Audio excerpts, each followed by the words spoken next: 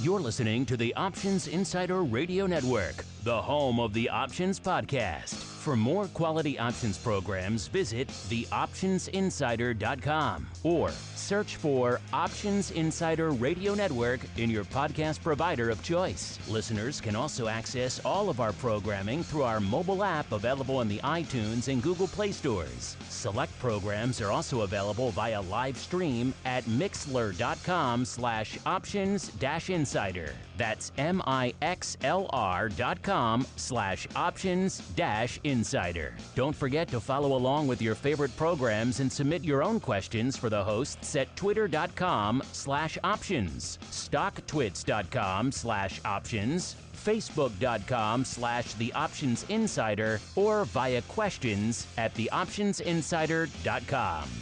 The Options Insider Radio Network is sponsored by Fidelity Investments. Fidelity's Option Trade Builder tool can help you confidently build an options trade in 3 simple steps. Just choose a strategy, select a contract, and then review the benefits and risks of the trade. Learn more about Option Trade Builder at fidelity.com/options. Options trading entails significant risk and is not appropriate for all investors. Certain complex option strategies carry additional risk. Before trading options, contact Fidelity Investments by calling 800-544-5115 to receive a copy of the characteristics and risks of standardized options. Fidelity Brokerage Services, LLC, member NYSE SIPC. It is a dangerous world out there. Volatility is on the rise, and your clients' portfolios are under assault from a growing number of threats. Simple diversification is no longer enough to shield the assets under your protection. Registered investment advisors, financial planners, and asset managers need a new weapon in their war on risk. Welcome to the Advisor's Option, the program designed to arm busy advisors with the information necessary to properly manage risk in this volatile environment. From options education, trading strategies and tips, to industry news and interviews, you'll find it all on The Advisor's Option. The Advisor's Option is brought to you by the Options Industry Council. The OIC was created to educate investors and their financial advisors about the benefits and risks of exchange-traded equity options. For more information on how the OIC can help you implement options in your practice, please visit optionseducation.org. The Advisor's Option is also brought to you by Swan Global Investments. Since 1997, Swan has been the leader in hedged equity and option income strategies with GIPS verified results. Swan provides unique and valuable solutions to the inherent weaknesses of asset allocation, offering defined risk strategies that allow upside participation while also protecting advisors and investors against market risk. For more information about our advisor program for separately managed accounts, Swan Defined Risk Mutual Funds, or our proprietary option overlay strategies, please contact Randy Swan at swanglobalinvestments.com. Think outside the style box. Think Swan when deciding on risk management solutions to market risk. The Advisor's Option is also brought to you by Option Research and Technology Services. ORATS is your source for options backtesting. It's where you turn your ideas into results.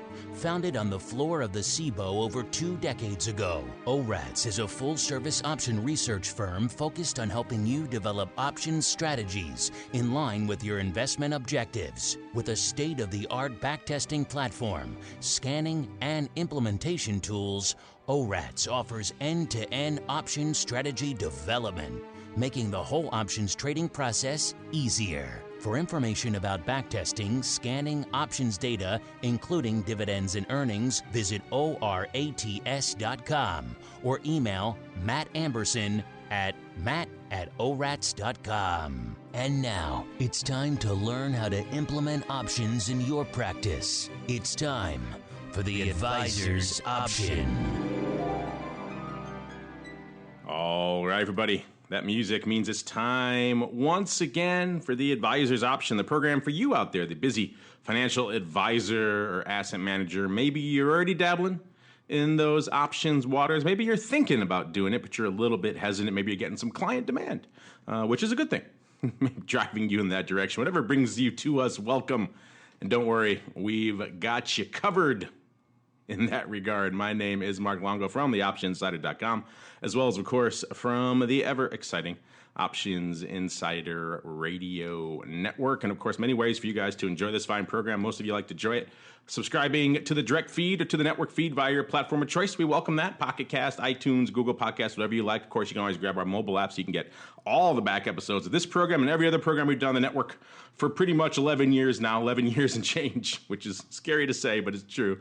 Or, of course, you can always join us live. In this case, via the Mixler link. You'll see it over there whenever we tweet it out. That's when this show goes live. This one's kind of moves around the calendar a little bit, so it's hard to give you an exact day and time every week. But if you're there listening, you want to join us live, welcome. We enjoy. However you listen, make sure you hit us up. Questions, comments, insights, all your pearls of wisdom. You guys always send us in some interesting directions, and we appreciate it. So keep those questions coming. And joining me on the Old Advisors Option program today, let's go in a sweeping arc all the way around the U.S. and even out into some of the territories and then back again here to Chicago. So let's start all the way out in the far hinterlands. Usually we go all the way out to Maine. We're not going to go quite that far. We're going to go one state over or so to the land of New Hampshire, where we are joined by Mr. Matt Amberson, the principal, indeed the founder over there at ORAT, a.k.a. Options Research and Technology Services. His business card is very big. Matt, welcome back to the show, sir. Thanks, Mark. It's a big day. It's National Cheeseburger Day. And so right after this, so we have some great burger places here in Portsmouth. So excited for that. It's been an interesting weekend. Florence has given us some surfing waves, much like where I grew up in California. So it feels like a little bit like home out here in New Hampshire, Mark. I do remember those days in southern New England where, you go out the day before or after the storm and you get nice little turbulence to enjoy in the waters a little bit. That's about the only part of the hurricane that's enjoyable. But those parts, for the people who aren't directly affected, there are some interesting effects. Of course, a lot of rain too, which can be welcome or unwelcome depending on the part of the country. But either way, interesting stuff afoot. Nice to be central part of the country these days, where we don't have to worry too much about those types of things anymore. Now we're going to go back around. We're going to swing the arm of the clock all the way down to the coast and out into the ocean, where they know a thing or two about hurricanes out there, all the way out to scenic and sunny Puerto Rico, where they're probably very thankful they dodged this one, and where we are joined by Chris Hausman. He is the Director of Risk Management and the Chief Technical Strategist. His business card is also very big over there at Swan Global Investments. Chris, welcome back to the program. How goes it out there in scenic and sunny Puerto Rico, sir? Good, Mark, gentlemen. Good to be back. I certainly don't wish a hurricane on anyone, but you learn quickly when you go through one, I'll tell you. Yeah, you learn to stock up and prepare, or maybe get the heck out of Dodge. Probably some of the best advice. That is, when it's coming your way, maybe just get the heck out of Dodge. And always a good strategy when that stuff's bearing down on you. Now we're going to circle that dial of the clock all the way back, almost back to Chicago again, but a little bit outside of it, to a little provincial hamlet we know as St. Charles, where we are joined by our good friend, Mr. Uncle Mike Tusaw from St. Charles Wealth Management, one of the few advisors out there actually slinging some options. Mr. Uncle Mike, welcome back to the show. You are uniquely qualified to be on this program, sir. I think I was on mute. My apologies. Good to be here as always. You pulled an Andrew at the beginning of the show already, and you're already pulling an Andrew. Well, it's your fault, sir, that we're going down this interesting particular rabbit hole today, so I thought it was appropriate that you join us to do just that. So without further ado, let's dive into it, our Options 101 segment. It's time to learn how to manage risk and generate additional income for your clients. It's time for Options 101.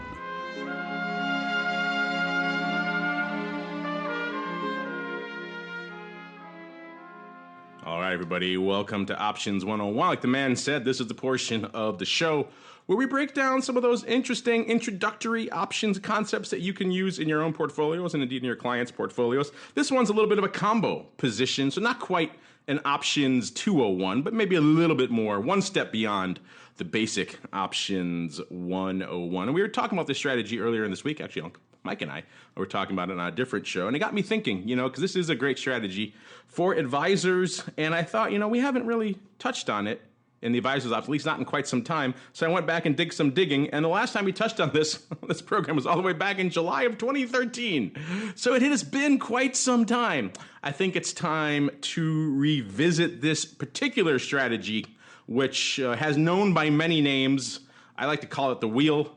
Uncle Mike and his ilk will like to call it the wheel of fun. Some might call it the triple income strategy, even. Many different names, but it's time to revisit this old favorite, the wheel. What is it? Quite frankly, if you're not familiar with this one, it combines two strategies we've talked about before on this show many times. It kind of just puts them together in one nice, tasty, delicious package, if you will. It starts with our old friend, the cash secured put.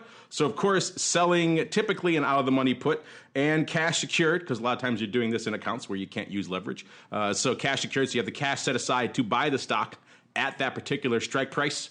If you are indeed so inclined, if you're not familiar with what cash secured puts are, indeed, I refer you to the many episodes on this show or indeed on this network where we go into those in a lot more detail, listeners. But the rub of it is you identify a price you'd like to buy the stock in, and instead of working a limit buy order in the stock, which everyone is familiar with out there, you instead sell a put at or around that strike price and hopefully collect some income, perhaps even a decent amount of income, to do exactly what you were going to do in the stock market anyway. That's the benefit.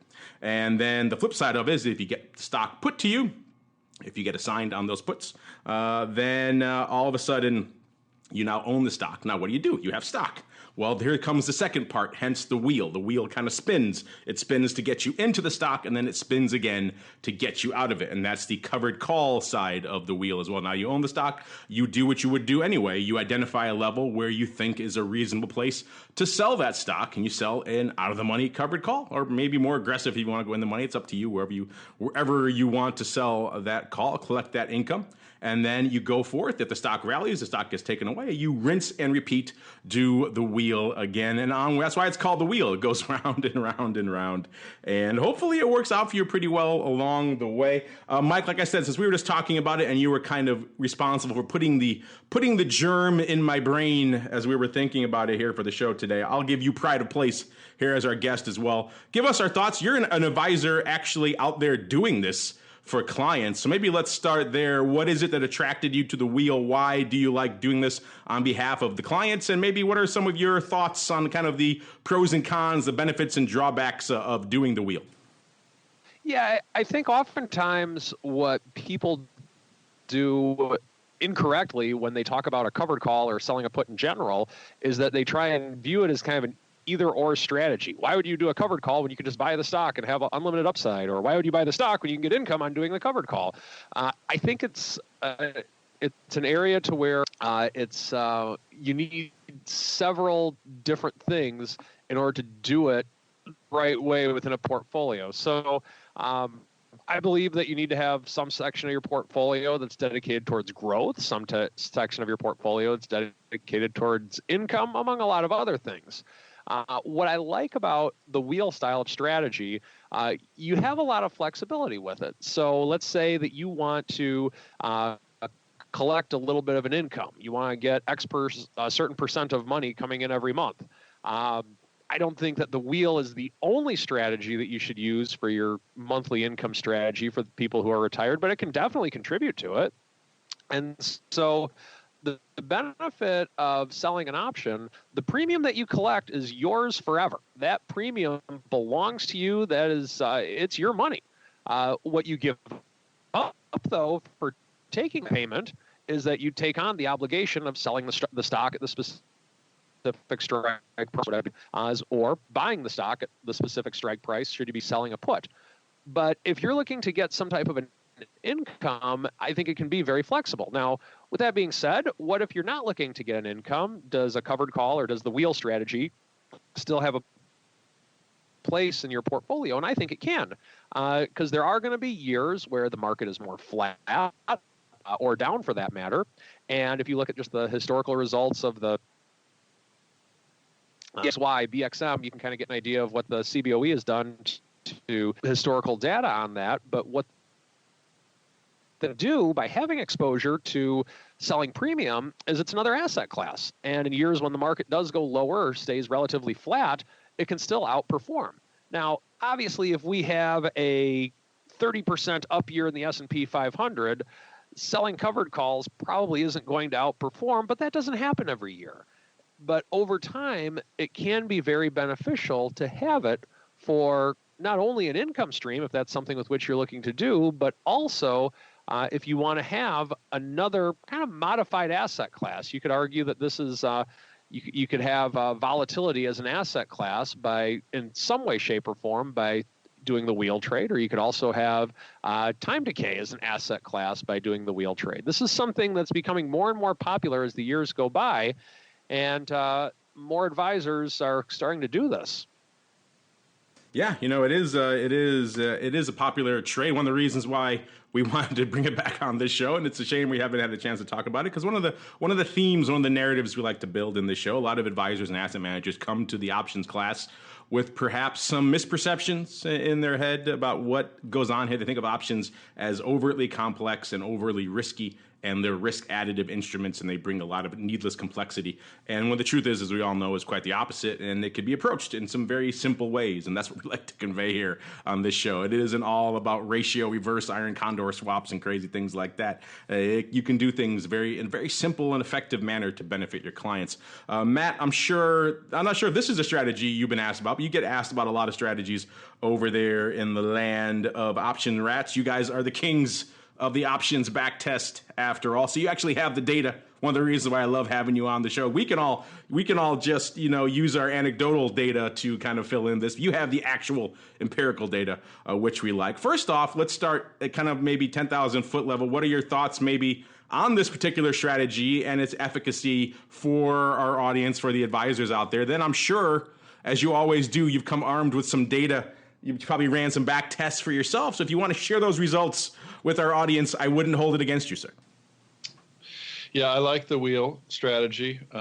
We have actually named a part of our back test the wheel, because we like the way it kind of automates or not, it tells you some rules on how to get into particular stocks. So I use it for my personal trading. For example, when I buy something out there in the world, I often look and see if I want to buy the stock. And then, so I did this recently. I won't say the stock, but, so I buy, a certain number of shares, and then maybe I'll sell a put underneath. So I like to not only just sell the put, I want to participate right away.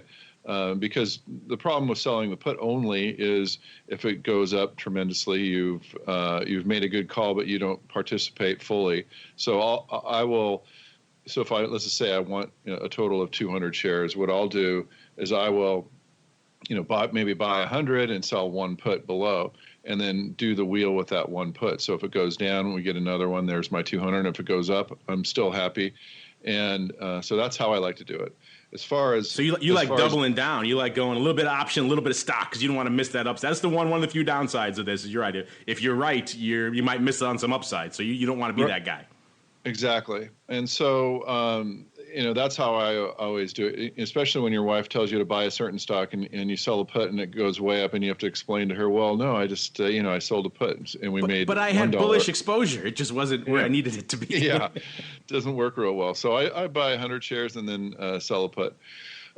So as far as the back testing goes, that's what we see as well is selling puts. Obviously over this our back testing goes back to 2007. Selling puts is generally a strategy that looks good over that period, and selling calls actually is a strategy that doesn't look that good over the period. You have, especially with some of these high flying stocks, you have to sell really out of the money calls in order for them to, look decent with the big run ups that you're seeing. So the way the back testing kind of tells me is you could kind of get aggressive on that put selling. You want to get in anyway, and then on the call selling, once you do get the stock, sell it. I'm out in the 10 delta range, so just getting a little bit of additional income, and then I don't lose that kind of large move that you'll see in some of these stocks. Sometimes that's the only, you'll see one big move and it'll just be flat for the rest of the year, for example. And so you don't want to miss out on that that quick run up. So that's what I've seen in our testing, and that's the way I like to use the wheel, Mark. So don't cut off your upside when you do get the stock. Some people maybe scramble and they write an aggressive at the money call because they want to just wheel it. And you're saying don't do that because that you're going to miss the pop, which could be the lion's share of the profit in this position. That's what our testing shows, yeah. Did you try it with your flavor too, with a little bit of stock too? Well, the stock has been generally, it obviously depends on what you're doing, but for, the S&P 500 ones, it likes having the stock, let's put that, which is not surprising here given what the market's been doing. But that, at least personally for me, I like to, back in the market making days, if you have a certain amount of deltas to buy, you want to make sure you get a little bit of them on the first move, and then wait and see what the stock's going to do. I take the same approach to the wheel. If I like a stock, I want to get into it and then sell a put as well. So that's the way I'm working it, Mark. He goes big or he goes home, ladies and gentlemen, when it comes to buying a stock. He listens to his wife, which is a smart man. Smart man out there on coming to financial decisions. Chris, same thoughts for you. What are your thoughts on the strategy in general, and then B, perhaps its efficacy or perhaps lack thereof? Maybe you're not a fan there for its use case for advisors and asset managers out there. No, I think it's a pretty versatile strategy because it appeals to both technicians and fundamentalists. If you're a technician and there's a good support level, that's definitely, you can take that, take advantage of that by selling, the out and out puts. The other thing we haven't mentioned is that the puts take advantage of that natural skew level. So I think entering on the put side, especially in the market environment, or if we're in an overall bullish environment, you get some type of pullback and a pop in volatility, and you're at some or near a support area that you wouldn't mind owning the stock, then it's a great tool. And conversely, for the fundamentalists, maybe they're looking at an area where there's a lot of value for a certain stock and they would like to own it. Once you do get assigned and you're long the stock, I agree with Matt as far as the deltas are concerned. If you sell anything higher than a 25 delta call, it's going to be a pretty tough proposition, especially in a bullish market like we're at. So you do want to leave a little bit of room for the underlying to move, especially in the upside in this type of environment, because, I agree with Matt on the testing. Anything over a 25 delta is going to be a pretty hard sell as far as the call side is concerned.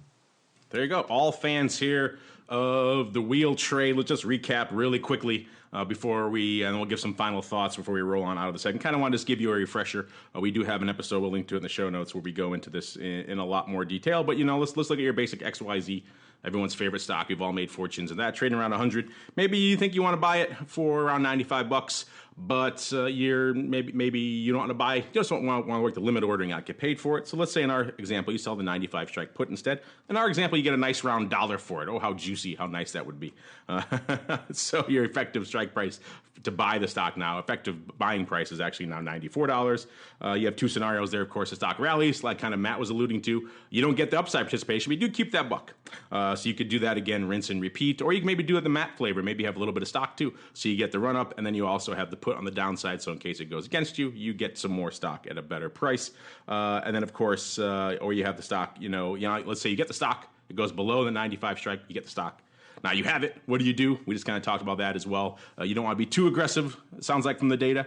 And of course, from anecdotal evidence, looking at particularly if you're doing this in the S&P, which I'm sure a lot of you on the advisor side will be doing this, maybe in SPY, maybe some of you larger ones out there in SPX or other big index products. We all know it's been a pretty much pronounced bull market. So the more aggressive you are in clipping that bull, the more it's going to impact your profits. So be a little bit, shall we say, let's be a little bit less aggressive on the upside. I think Matt was saying around a 10 delta is a good place to be. That's obviously a pretty far out of the money call there. And that will, of course, give you the chance to participate on the upside. Then it gets called away, and you get paid for that stock. Again, let's say in this example, again, 105, sell that for $1. Your effective sale price, 106. Stock goes up to 105. You sell it, rinse and repeat. You can do that over and over again, hence the name of the wheel. Again, benefits of this is effectively it is adding an income stream to trades you theoretically are already doing. You're already working buy and sell orders in large indices or whatever else you're trading on behalf of your clients already. This is a way to add an income stream to things you're doing already. Get paid for risk. If you're working limit orders, we've all seen flash crash in other areas. Limit orders are risk. you should be compensated for that. This is the way to do just that. Downside, we kind of mentioned before. Obviously, if you just do the puts as an entry point, you may miss an upside run up. Also, all the downside of just selling puts is there as well. But then again, if you're identifying strike prices where you actually would buy and sell the stock in the real world anyway, then the downside is really kind of minimal because you're doing things you probably would be doing already anyway, but it's getting paid to do it. So interesting ideas. Mike, since you kind of were the genesis for this, I'll give you the pride of final thoughts on this. Any final thoughts on the wheel trade? And also, maybe, do you have any thoughts on Matt's flavor of it, if you will, where you'd ever do it this way, where you have, because that's the one complaint I hear from people, well, I don't want to miss the stock. Do you ever do it? We have a little bit of stock and then a little bit of a smattering of puts to get a little bit of both. Yeah, I definitely have done it that way at times. I think you need to have a variety of strategies when doing this. I think another way with which you can do this is going back to our good old friend XYZ stock. You can buy the stock for 100, sell a 105 call, and then if you're concerned with the stock going up to 140, then you can also buy a 110 call, and you're essentially selling a call spread against the stock itself. So I think that's another way with which to look at it. I've done that in the past. And the final thing that I'd like to add to this is that sometimes when people look into this, they get a little bit over-levered in that if you're doing this on margin, the maintenance requirement for selling a put can be very generous and also very tempting. However, if the stock goes against you, that can really bite you in the butt pretty quickly. So I would definitely recommend having a very good understanding of what level of leverage is most comfortable to you when selling a put, as well as doing a covered call. So those would be my final thoughts on the strategy, and it's very interesting, and I think it has a place in a lot of people's portfolios. What else has a place in a lot of people's portfolios is our next segment. It is time to get into the buzz. Busy financial advisors don't have time to follow the latest developments from the options market, so we do it for you. It's time to get the buzz.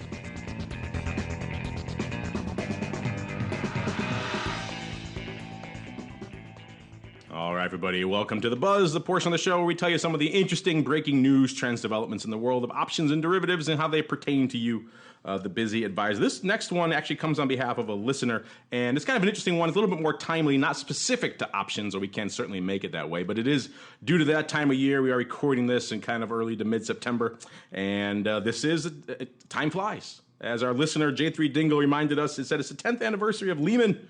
My, how time flies. Can you get the guests and you to reminisce on this week's shows? Thank you. He's a good listener. He asked for every show to weigh in. It's kind of a big question, but we thought, it's actually a good topic and very, very apropos to this particular show as well, which is why I kind of wanted to bring it up here, because it has been 10 years since Lehman, and what a decade it has been. A lot has happened in the world of options and derivatives. I gave my thoughts on another show earlier this week. I'll very quickly recap them. My main takeaways from that whole heady period, it was about a year and change into launching the Options Insider, so we were kind of underway now and running. And then this Lehman hits, and of course the short sale bomb comes right after that, and that was just like someone had set off a nuclear device in the world of options. It just set everything on its head.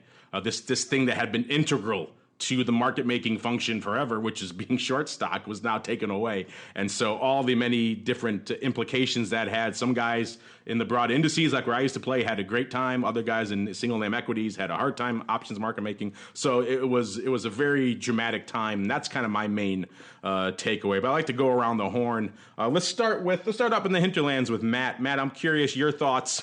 If you were doing, I think you were doing ORATs at the time. You may have still been market making back in the Lehman days. What are your kind of primary thoughts, memories, or as our listener says, reminiscences of the Lehman debacle 10 years ago, and perhaps its aftermath for options?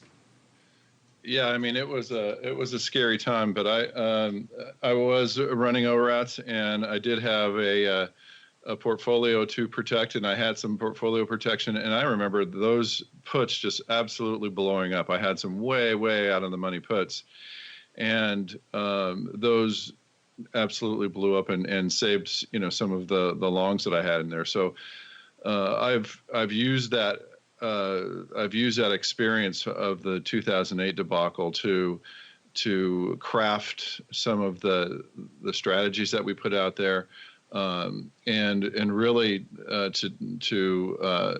to beat the drum for people just to have something on way out of the money.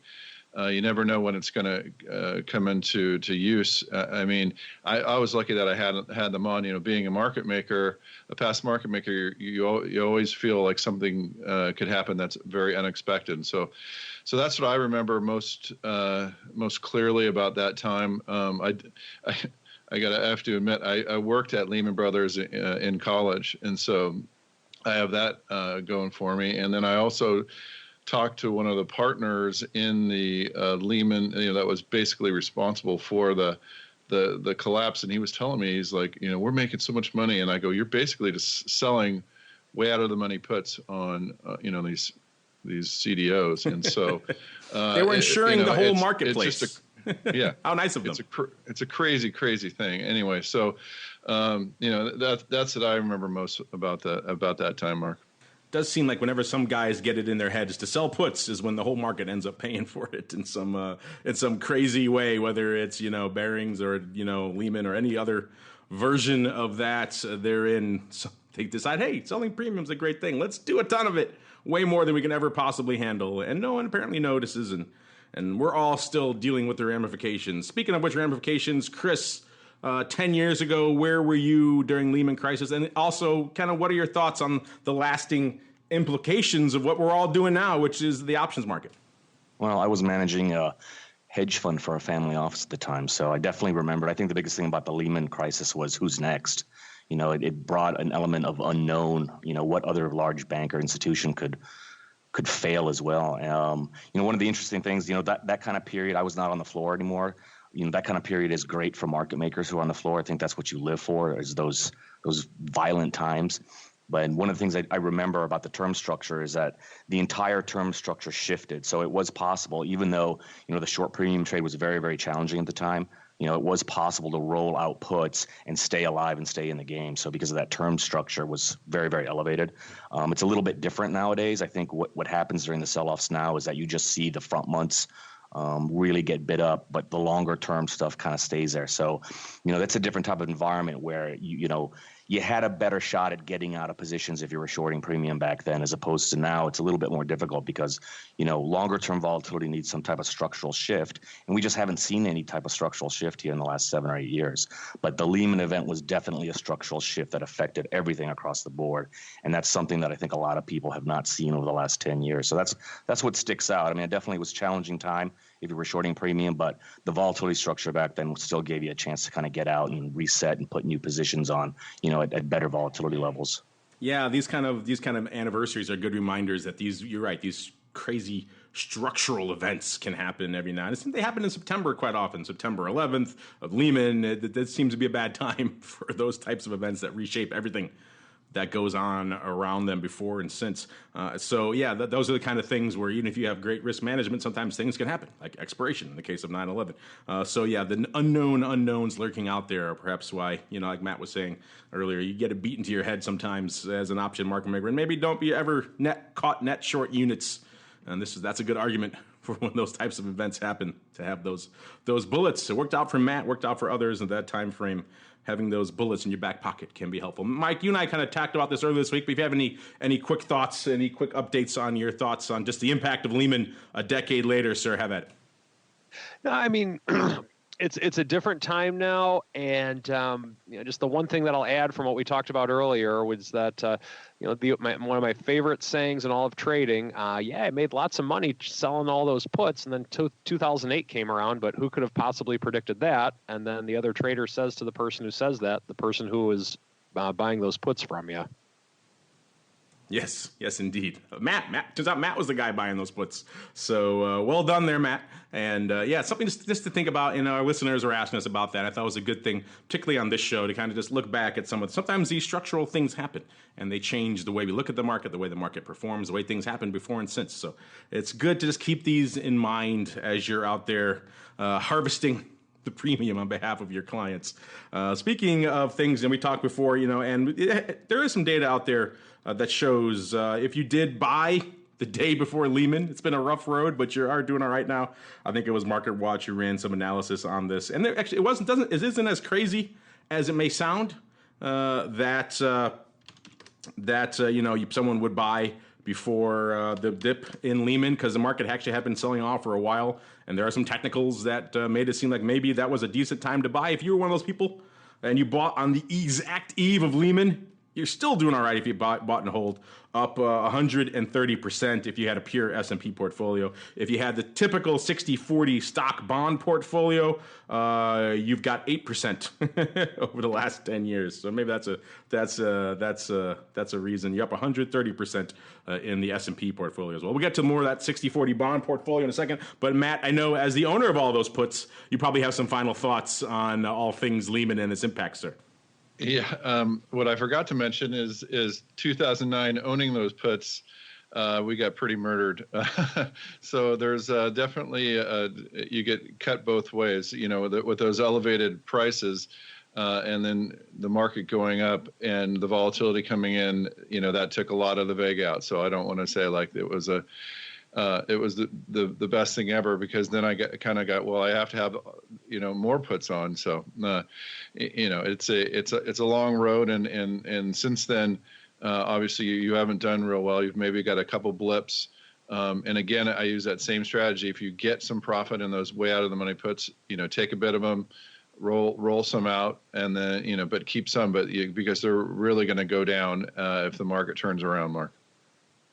Well said, sir. Speaking of the market turnaround, seems like we got a little bit of that going on. The numbers are out for August from our friends over there at OCC. Before we get to that really quickly, I know, Chris, you maybe you sold some of those puts to Matt. So if you have some questions for him, have at it, sir. Well, I never sold the teeny puts, so I mean those are a bad proposition. You want to be owners of that. I completely agree for Matt. But my question is, when you are playing in the lottery ticket space, these highly critotic type options, I mean, is there a general rule that you have that you start booking your profits? I mean, I know these things are really meant to be 5, 10, 20 baggers. Is there some number where you're like, hey, just 10 times my money, this is the point where I need to take money off? Or, unlike when you sell a meteor put, a 50 delta, 40 delta, 30 delta type put, if you get a 1 bagger, 2 bagger, that's good P&L for those type of options. But, is there a general rule that you have, when you're dealing with the teeny stuff? Yeah, I mean, that's a really good question. And we've talked before about the very long-term studies, because with 2008 and, a few blips since then, there hasn't been a whole lot of opportunities for these small puts.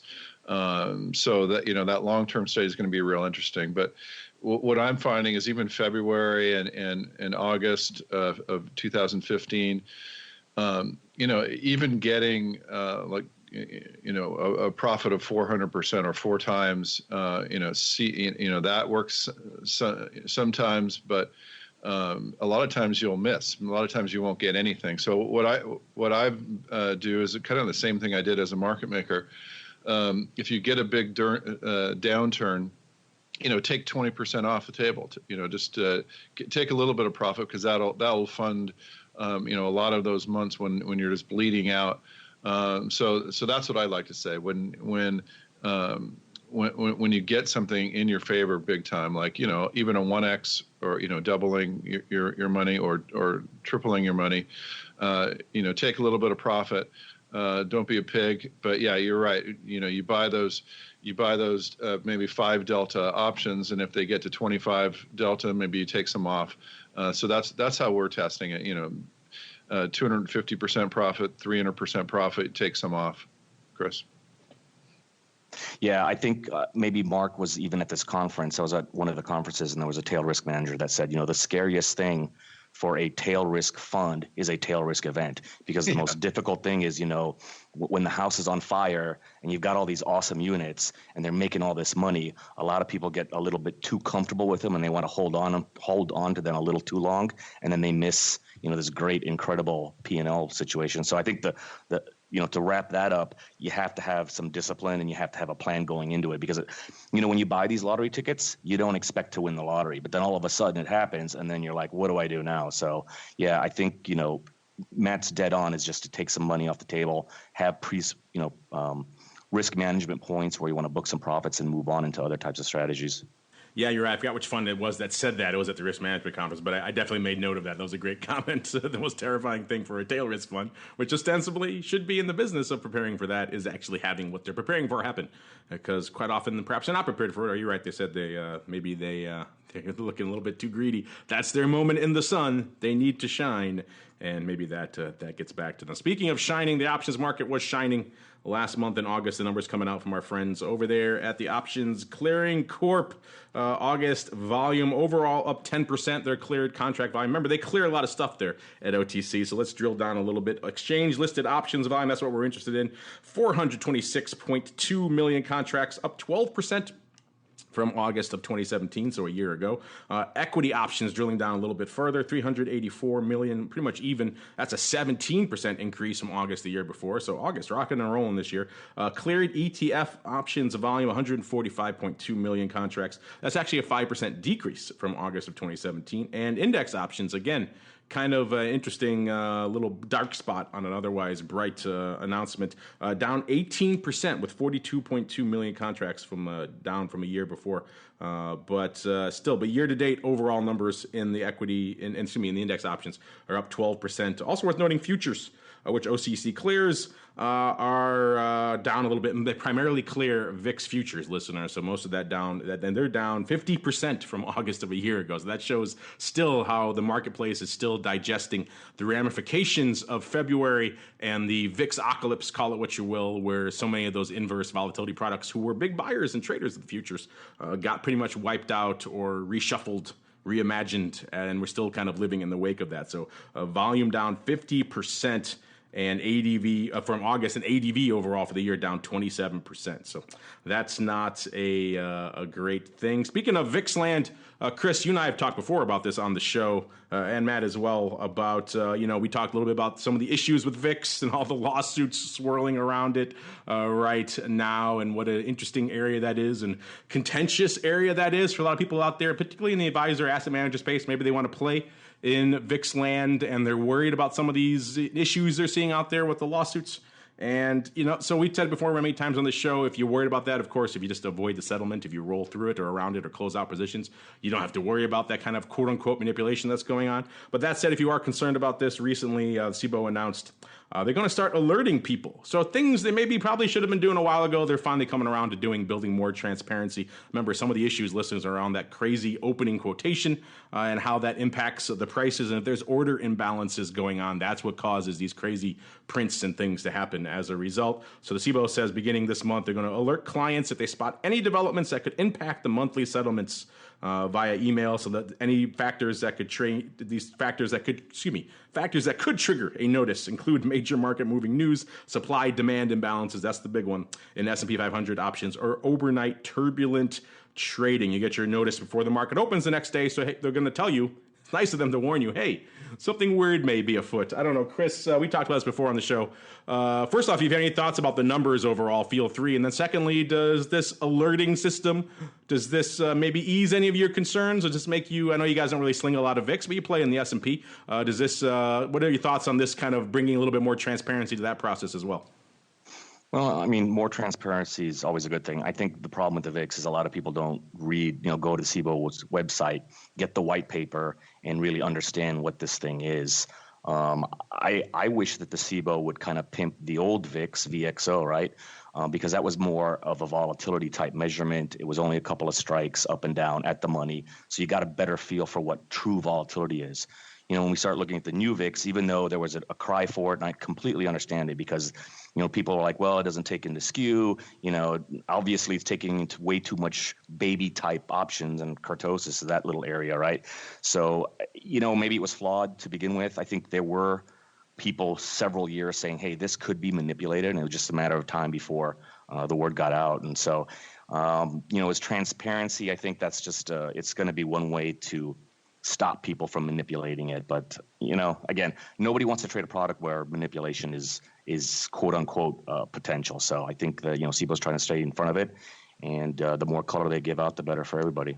Yeah, I agree. And I was one of those people who kind of cheered the new version. I think the skew, if done correctly, adds value. There's information there, it's not just at the money vol. I know, Scott Nations and others who have the at the money vol products may disagree, and others will certainly, and they have that VXO to look at, not a tradable product really, but a VXO to look at. But it can be done well. I don't know, Matt, are you of that thought as well? As the man who looks at all the data, do you think that that skew provides value, or do you think it's kind of more problems that cause more headaches than it's worth right now? And also, if you have thoughts on kind of just the continued growth of the option space outside of index and equity options in August, have at it as well, sir.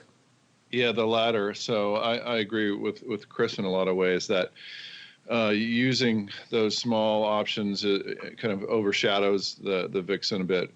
ORATS does our own calculation of the at the money volatilities, and we use about the 85 to 15 delta calls and puts, and we draw a tangent at the 50 delta, and that's what we report as the volatility. That's the way I think it should be done. And so I've always had some issues with the VIX, and now that people are very smart out there. It's amazing. I have these clients that figure out things, looking at like Chris said, the white papers, and they figure out ways to game a lot of these products that have maybe not been thought through all the way.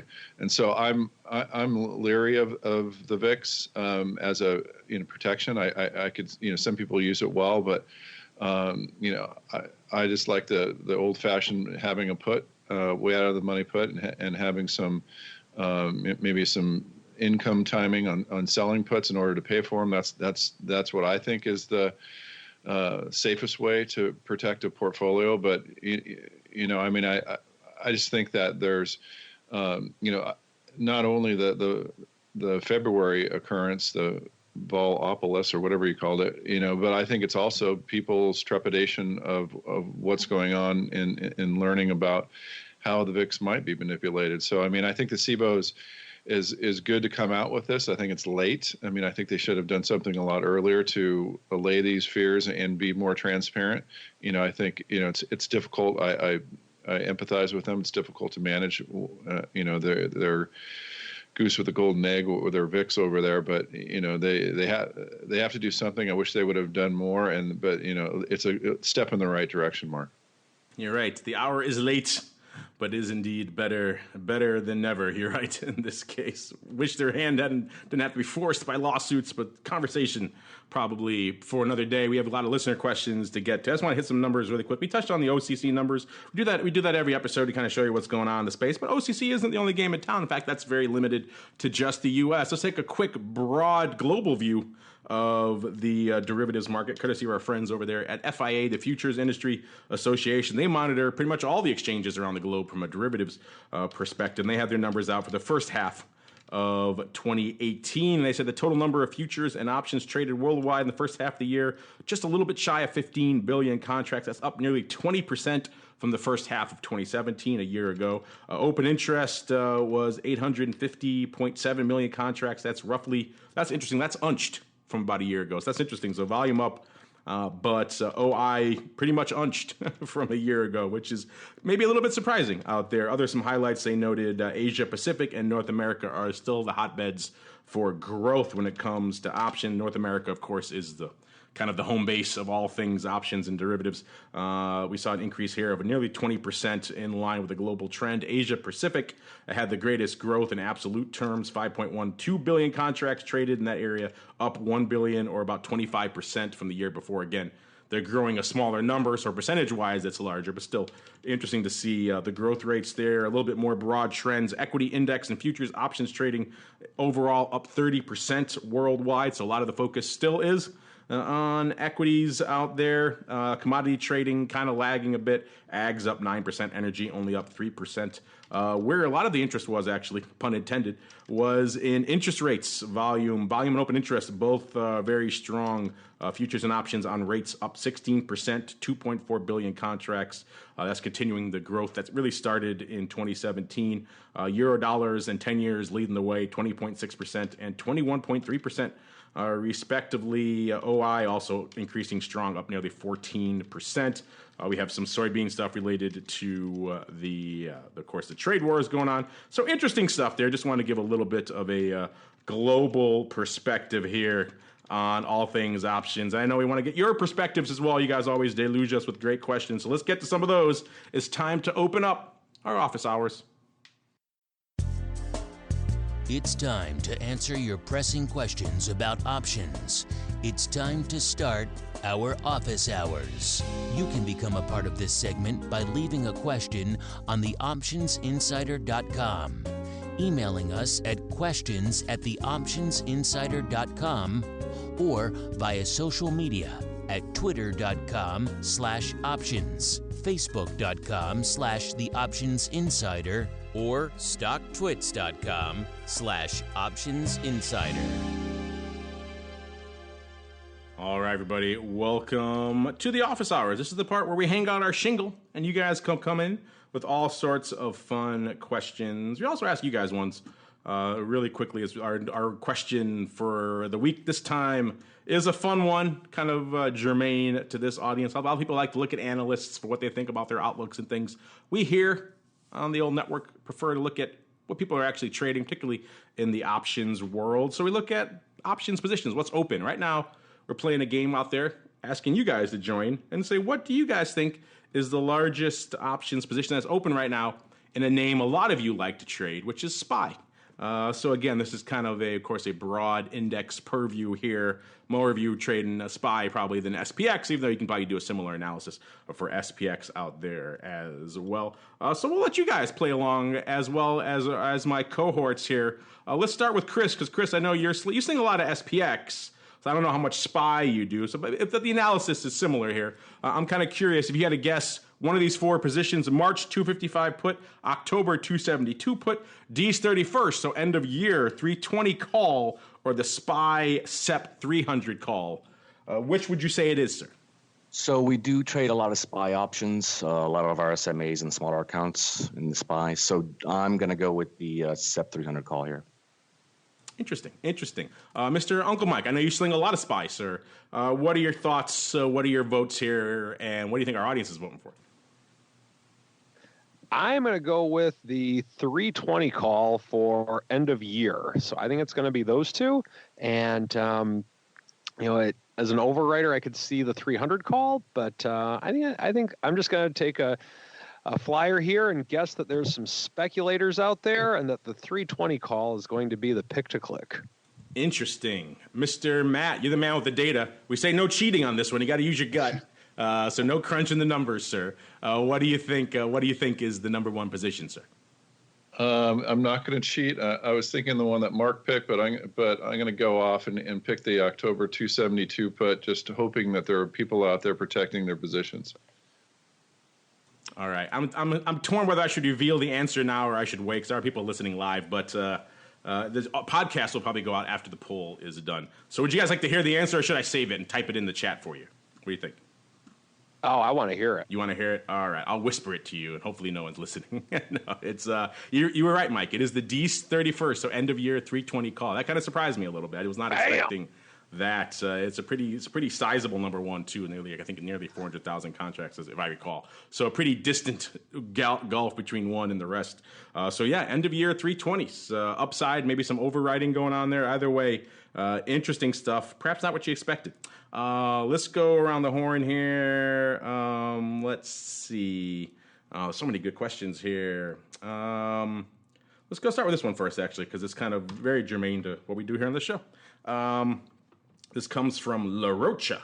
He's asking, or she, my client funds are primarily in SMAs in the 20,000 to 50,000 range. What is the best option strategy for these types of accounts? The time horizon for most of these accounts is at least 20 years. That's a good time horizon. With a long equity bias and fairly high risk tolerance. Thanks again. Just discovered the show, and I'm learning a lot. Well, first off, welcome, La Rocha. Glad you can discover it. Hopefully you're sinking your teeth into that back catalog of episodes. There's a lot of good ones there for you to really check out when you're in your office or commuting or doing anything else. we got you covered with a lot of great advisors options episode covering the whole range, the whole gamut of strategies out here. But he brings up a good one. Maybe Chris, we'll start with you because you're just talking about your SMAs and how much you guys do in this. But I'm sure this is a question we get a lot. I'm sure you guys in all your different capacities get similar questions as well. Hey, I don't have $8 million in a client account to put towards this. I have some smaller amount, maybe in this range a lot. What is a good strategy? So, Chris, you must tackle this all the time. What are your thoughts here for LaRocha? He's got a long time horizon, wants to be long equities, and he's got in between 20 and 50K. Yeah, I think for accounts of this size, you got to keep it simple. And I think one of the answers definitely is the wheel trade that we discussed earlier today. I mean, if they have a fairly high risk tolerance, then shorting puts. We all know that shorting premium over the long run is a winning strategy. It is trading, as Mike mentioned earlier. Harnessing that volatility premium and trading it as an asset class. So if you have a long horizon and you can handle drawdowns and you want to be aggressive, then I think shorting puts or some type of put right type of index, something that's simple and easy to understand is what you need to do for these types of accounts. I was going to say the wheel, but I didn't want to put words in your guys' mouth. I want to let you guys go first. But you're right, the wheel is it's very timely. That's why I picked this question. It is one you could certainly entertain. Mike, you're doing this day in, day out. In fact, as soon as we hang up this show, you're going to go out and manage some accounts probably in this range. So what do you have to say here for LaRocha? Well, I just jokingly said that you should sell naked calls and lever them as much as you can, but maybe that was just expecting that wasn't heard. But the wheel's the way to go in a lot of ways as a good starting point for it. And Mr. Matt, the keeper of the data, the keys to the kingdom, if you will. You're starting to manage some accounts over there as well. So this is one that's probably near and dear to your heart. I'm sure you get questions along these lines as well. What would you say to someone who's got this long time horizon, this kind of risk tolerance, wants to be long equities, and has got accounts in this kind of ballpark range, sir? Yeah, I would keep it very simple. Long ETF like SPY. Maybe sell some 10 delta calls against it. If the volatility gets high, maybe sell a put spread, but have some long-term puts just in case. That's what I like to do for my own account. Collect a little bit on the way out of the money calls to finance some of your out of the money puts. You'll sleep easy, and that's the way to go, in my opinion. All right, we've got so many great questions. We've got time for one more. Maybe we'll do another. Maybe coming up we'll do another big Q&A palooza because you guys have great questions all across the board. This one came in earlier, the network, and I thought it was a good one. And it's a great thought question. So I thought I wanted to get your guys' thoughts on this as well. This comes from Lizender, interesting handle, and they ask a good thought question. They say, if you had to start over with learning about and trading options, what would you do differently? And we touched about this a little earlier in the week, and I don't like to do this, but I kind of prevaricated a little. I kind of hemmed and hawed because I really don't have an answer. I mentioned kind of the way I came up, which is the way Chris and Matt and a lot of us kind of came up in the business through that market making kind of trajectory, which was, I think, still is one of the best ways to really learn options because you're immersed in it, you're in it. And you're learning risk management because you're dealing with positions that you didn't want to begin with. The customers are giving them to you, they're selling them to you, or buying them from you, and so you have to deal with that. And if you can deal with positions you don't want and somehow make money off of that, that's a great way to learn how to do this business. So I don't have a lot of regrets or things I would change about that. Which is a long way around to me kind of doing the same thing. I'm still kind of hemming and hawing on this one, which I apologize, Lizender. I haven't yet to give you a good answer, but I'm still mulling it over. So maybe you guys have one for me that I could go. Let's go back around the horn the other direction. Let's start with Matt this time. I'm going to put you in the hot seat, sir. You kind of came up in a similar way to me. Do you have any thoughts about maybe what would you learn? What would you start over with learning about and trading options? What would you do differently? Well, I've taught many people. I back traders on the floor. So one of the things that I would have changed about backing traders was only get people that I could teach everything to. Because I think what happens is people get a false sense of security in the market. And especially these academics that think there's an efficient market, you have to be very worried about what's going on out there. So I wish I had just trained and backed people that I trained solely. As far as as far as what I would do to learn it differently, there weren't very many books back then. I wish I had this type of a back test. Like, I'm constantly on our back tester, just looking at strategies and looking how they perform at different times. So I think that's a good way to help your intuition. I think looking at the data, looking at the way implied volatility moves, and I think what's so interesting is the way that options information is related to stock movement. And I think there's a lot to be learned in there. So I wish I would have focused a little bit more on the summary data, which I'm doing now. That's when I'm not doing the day-to-day, I'm researching, I'm looking for indicators. I think there's a lot in volatility indicators and helping you trade better, and discovering what environment a particular ETF is in, or an index is in, or the market is in, and how you should change your trading strategies based on that environment. So that's where I wish I had focused a little bit more, and I think that's the future. A lot of trading, it's back testing, it's how to change your strategies based on environments. Mark, that's a good point about the availability of data, and just how much more of it there is than I think when most of us started in the space. And also the counterpoint of that is the ability to paper trade and kind of learn by practice before you do it with the real thing. I mean, we all kind of did it with real positions, and so that was kind of a great way to learn or fail miserably.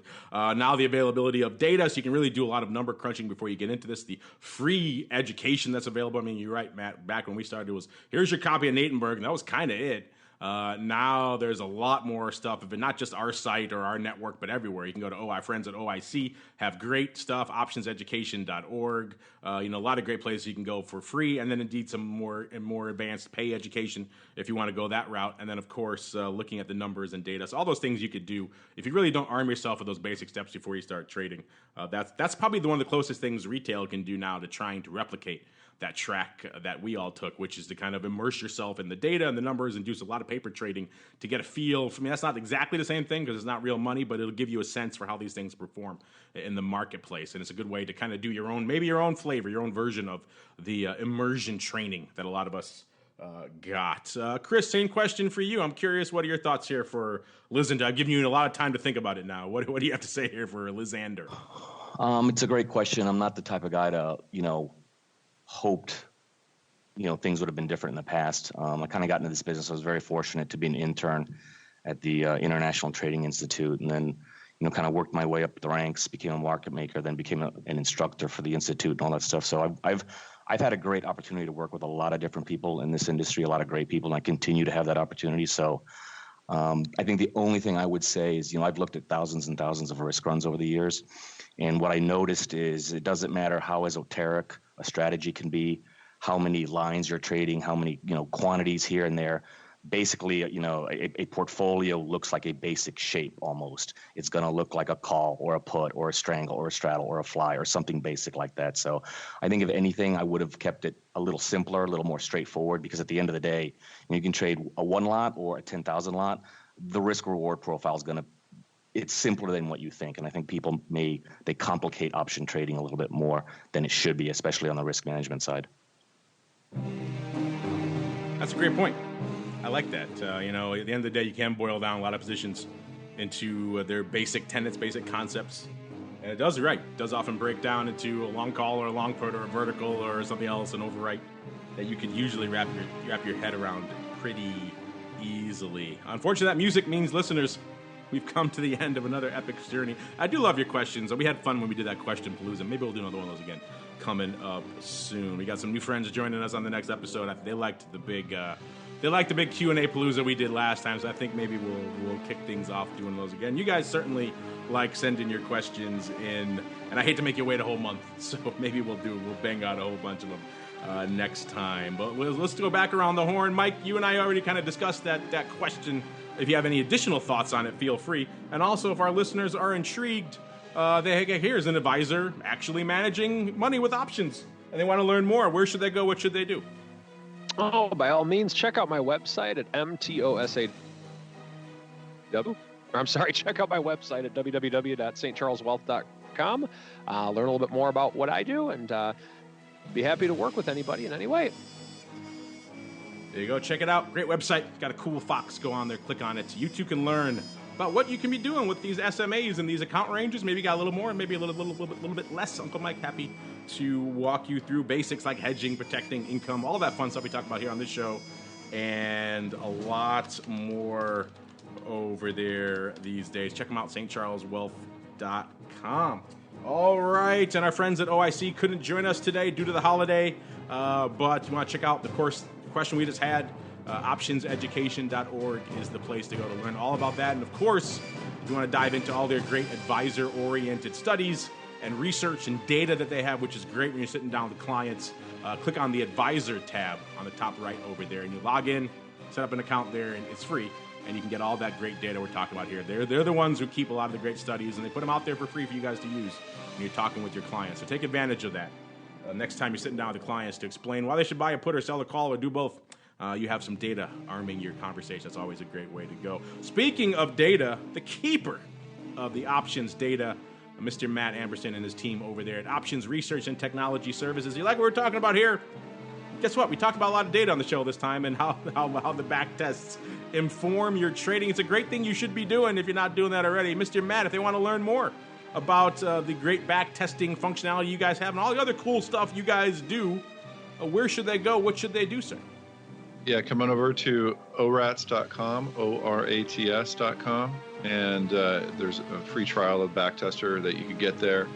We also have a really neat data API where you could get that some of that serial form data, and you can look at what type of environment we might be in, is it contango, is all that. So there's a ton of data there as well. If you're a programmer. So come on over to orats.com, Mark. Thanks.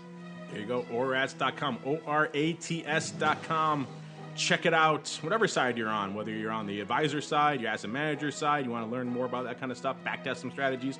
Maybe you're a super active retail guy, you want to learn what your advisor should know, and you want to do some testing on your own. That's a place to go as well. Or even you're on the tech side. They got you covered. ORATS.com. Give them a follow over there on Twitter as well. Option Rats, RATS. You can learn more when we're in between when we're doing shows here about what they have going on over there and some great data and back tests they have over there as well. And last but certainly not least, Mr. Chris, sir, I know you guys are doing a lot of great educational events, have a lot of great offerings. You, of course, have the website as well, swanglobalinvestments.com, the great blog there. Mark Odo, the rest of the research team cranking out a lot of great research on things like the 60-40 portfolio and what it can do for your portfolio, maybe what you should be doing in lieu of doing that. All sorts of interesting stuff. Check that out. But, Chris, if they want to learn more, maybe they want to check out some of your educational events, where should they go? What should they do? Yeah, well, we continue to do our 10th box seminars. That's a series of regional due diligence meetings. We put those up for advisors and investors, and it's a great opportunity to sit with the portfolio managers and kind of discuss, what are the challenges in today's market and how the defined risk strategy can be part of their investment solution. Great. And where do they find those, sir? That will be at 10thbox.com. That's 10thbox.com. Yep, 10th, the number 10, thbox.com. Check it out. Probably one coming to an area near you quite soon. And on behalf of Chris and our guest Mike and Eric, who couldn't join us today from OIC, and of course Matt and the team over there at ORATS, and indeed myself, I want to thank all of you out there for downloading, streaming, subscribing, joining us live, and for sending in so many great questions. I promise we'll get to more of them next time. Don't worry. And we'll see you next time for more of The Advisor's Option.